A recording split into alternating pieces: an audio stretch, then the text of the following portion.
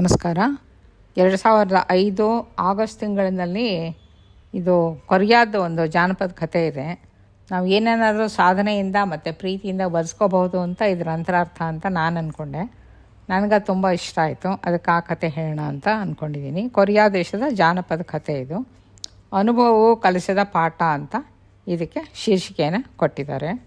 ಹಿಂದೊಮ್ಮೆ ಕೊರಿಯಾ ದೇಶದಲ್ಲಿ ದೇಶವನ್ನು ಆಳುತ್ತಿದ್ದ ರಾಜನಿಗೆ 2 ಮಕ್ಕಳಿರ್ತಾರೆ.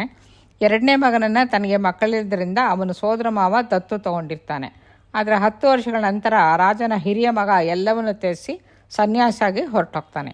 ಅದೇ ಸಮಯಕ್ಕೆ 2ನೇ ಮಗನನ್ನು ದತ್ತು ತಗೊಂಡಿರ್ತಾನಲ್ಲ ಸೋದರ ಮಾವ, ಅವನಿಗೆ ಸ್ವಂತವಾಗಿ ಒಬ್ಬ ಮಗ ಹುಟ್ಬಿಡ್ತಾನೆ. ಅದರಿಂದ ದತ್ತು ಮಗನ ಮೇಲೆ ಅವನ ಪ್ರೀತಿ ಕಮ್ಮಿಯಾಗಿ ಹೋಗುತ್ತೆ. ಅದರಿಂದ ಅವನ್ನ ಸ್ವಂತ ತಂದೆ ಇರ್ತಾನಲ್ಲ ರಾಜ, ಅವನ ಹತ್ರ ಕರ್ಕೊಂಬಂದು ವಾಪಸ್ ಬಿಟ್ಬಿಡ್ತಾನೆ.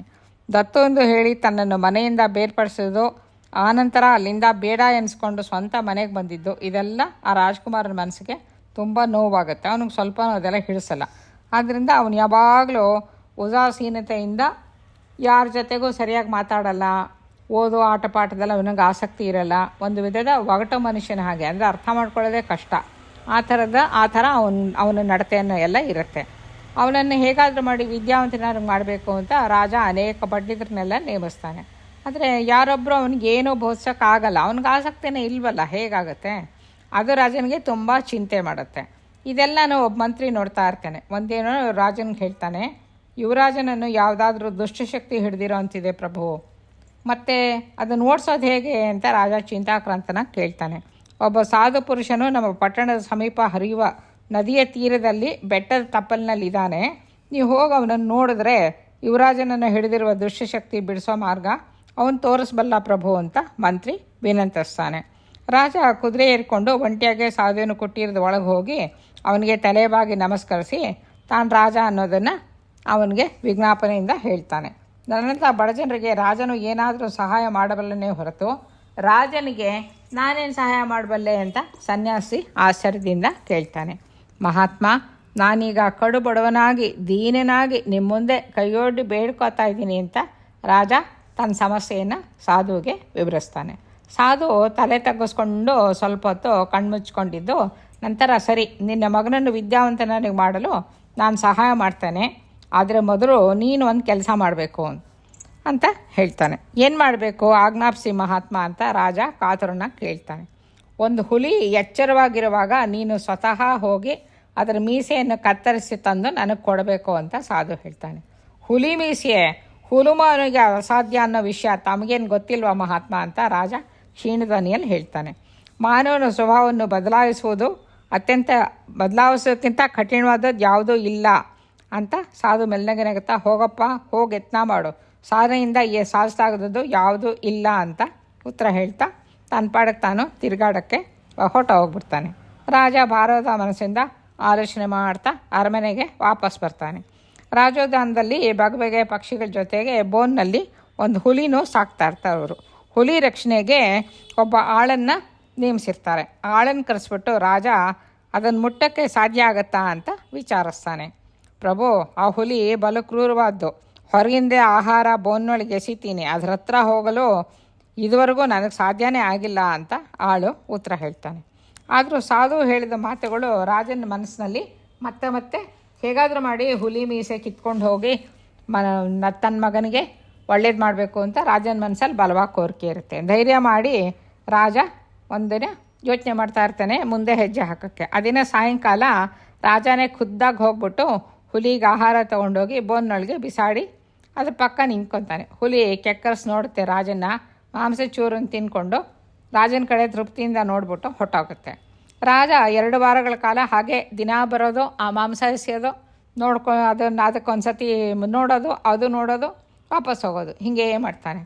ಆಮೇಲೆ 2 ವಾರ ಆದಮೇಲೆ ಮಾಂಸ ಬೋನಿಗೆ ಬಿಸಾಡಿದ ಹಾಗೆ ಕೈಯಲ್ಲಿ ಹಿಡ್ಕೊಂಡು ಹಾಗೆ ನಿಂತ್ಕೋತಾನೆ. ಆ ಬೋನ್ ಹತ್ರ ಸಂಧಿ ಇರುತ್ತಲ್ಲ, ಹುಲಿ ಮೊದಲು ಅವನ ಕಡೆಗೆ ಅನುಮಾನದಿಂದ ನೋಡುತ್ತೆ. ಆಮೇಲೆ ರಾಜ ತಟ್ಟೆಯಲ್ಲಿ ಹಿಡ್ಕೊಂಡಿದ್ದ ಮಾಂಸ ಚೂರು ನೋಡ್ಬಿಟ್ಟು ಬೋನಲ್ಲಿರೋ ಚಿಕ್ಕ ಸಂಧಿ ಮೂಲಕ ಅದನ್ನು ತಗೊಂಡು ತಿನ್ಕೊಳ್ಳುತ್ತೆ. ರಾಜ ಹೀಗೂ ಕೆಲವು ದಿನ ಕಳೀತಾನೆ.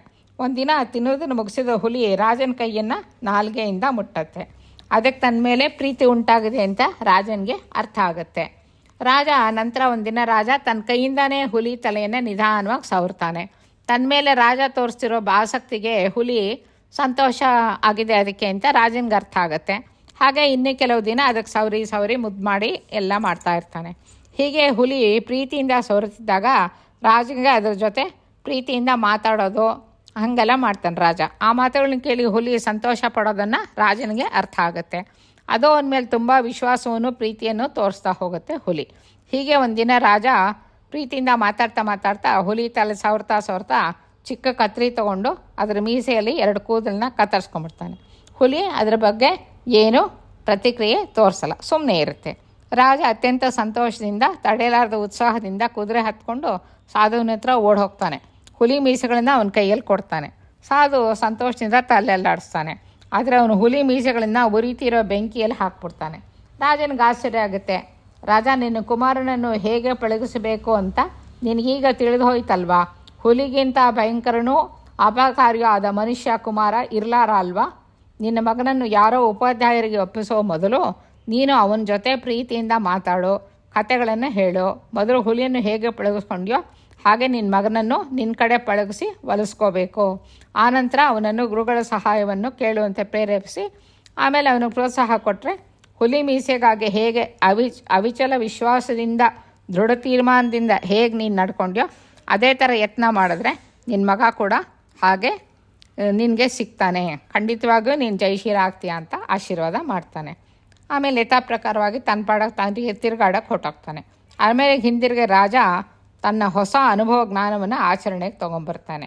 ರಾಜನ ಮಗನ ಮೇಲೆ ತೋರಿದ ಪ್ರೀತಿ ಆದರಗಳ ಕಾರಣದಿಂದ ಅವನಲ್ಲಿ ಕ್ರಮೇಣ ಬದಲಾವಣೆ. ರಾಜ್ಕುಮಾರ ಬದಲಾಗ್ತಾ ಬರ್ತಾನೆ. ತನ್ನ ಮನಸ್ಸನ್ನು ಅರ್ಥ ಮಾಡಿಕೊಂಡು ತನ್ನ ಮೇಲೆ ಅಪಾರ ಪ್ರೀತಿ ತೋರುತ್ತಿರುವ ತನ್ನ ಶ್ರೇಯೋಭಿಲಾಷಿಯಾದ ತಂದೆನ ಅವನು ಅರ್ಥ ಮಾಡಿಕೊಂಡು ಯಾವ ವಿದ್ಯೆನಾದರೂ ಕಲಿತುಕೊಳ್ಳಲು ಸಿದ್ಧನಾದ. ವಿವೇಕ ಸಂಪನ್ನ ಯುವಕನಾಗಿ ತಯಾರಾದ ತನ್ನ ಮಗನನ್ನು ನೋಡಿ ರಾಜನಿಗೆ ಪುತ್ರವಾತ್ಸಲ್ಯದಿಂದ ತುಂಬ ಸಂತೋಷ ಆಗುತ್ತೆ.